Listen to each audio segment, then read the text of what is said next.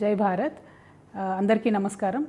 ఇవాళ పాకిస్తాన్ వాళ్ళ నేషనల్ అసెంబ్లీలో ఒక రెజల్యూషన్ పాస్ చేసింది. వాళ్ళ దేశంలో ఉన్నటువంటి 3 వ్యక్తులకి నోబెల్ పీస్ ప్రైజ్ ఇవ్వమని చెప్పి అడుగుతున్నట్టుగా తెలుస్తుంది. అంతకుముందు పాకిస్తాన్ ట్రంప్కి ఇవ్వమని చెప్పి అడిగింది. ఆ తర్వాత ఇప్పుడు వాళ్ళ దేశంలో ఉన్నటువంటి వాళ్ళకి ఇవ్వమని అడుగుతుంది.